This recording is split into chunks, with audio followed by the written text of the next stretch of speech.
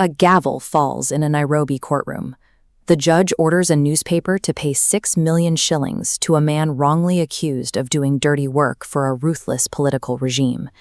That check did not arrive the day after the lie was printed. The false accusation was published in October 2020. The final judgment clearing his name was delivered years later. We tend to treat these massive payouts as legal victories, but a financial settlement has little impact when the lie has already had years to metastasize in the public record. The legal system today is processing expired tragedies, assigning a financial value to a reputation that was destroyed a decade before the ruling arrived. In 2006, 6 senior advocates were falsely accused of securing state briefs irregularly. They waited 14 years for a 64.8 million shilling ruling. By the time the verdict arrived, the court declared that an apology had long since expired. In 2019, the Daily Nation claimed Ambassador Dr Yusuf Nzibo had been ousted from his leadership role over corruption. The court found the newspaper relied on an unverified insider leak, using language the judge described as disproportionate to the facts. While those articles remained active online, Dr. Nzibo was passed over for jobs, ostracized by his community, and watched his family endure public taunts. 2 years later, the Sunday Nation alleged a lawmaker used his connections to get his wife hired as a judge. They avoided printing names, but used descriptions so precise that the public immediately identified Senator Akongo Mogini and Lady Justice Jacqueline Mogini, ruining their character through innuendo. These systemic failures affect public officials across the board. In 2018, a false story attacking the moral character of then-Chief Administrative Secretary Ababu Namwamba directly jeopardized his standing in the Foreign Affairs Ministry. The scale of the damage is only increasing.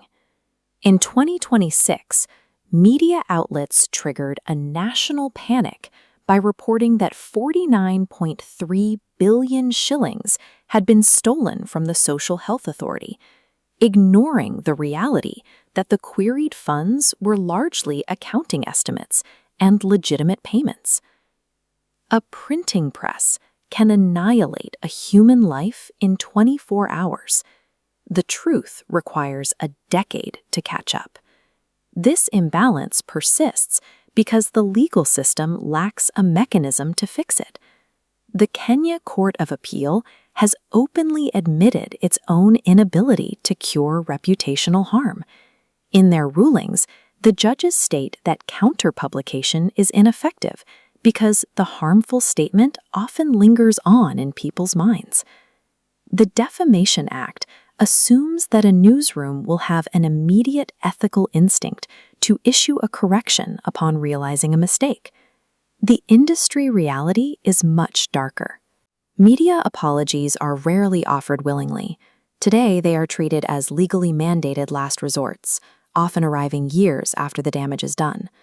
When the highest courts in the land admit that the legal remedy for a printed lie is functionally useless, the integrity of the original publication becomes the only real line of defense.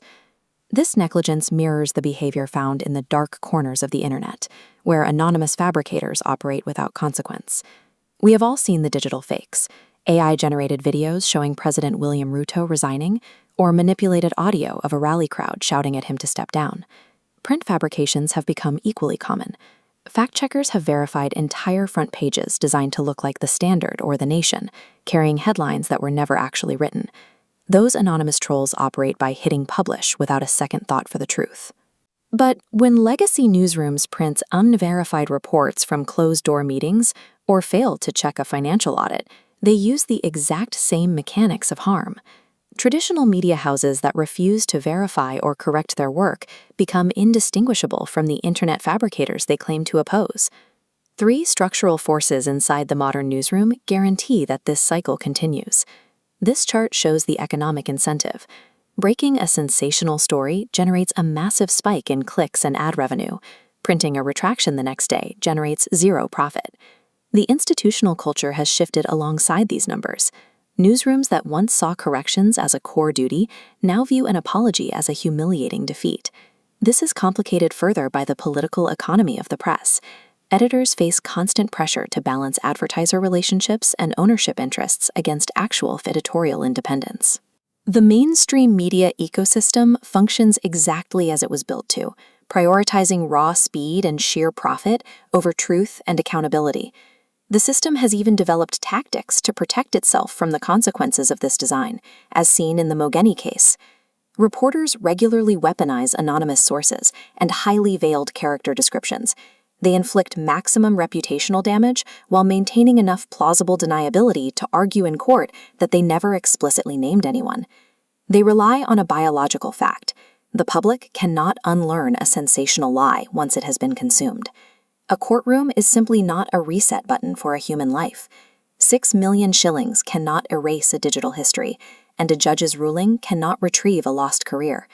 Until the press internalizes that a retraction cannot unring a bell, this relentless cycle of permanent harm will continue unchecked.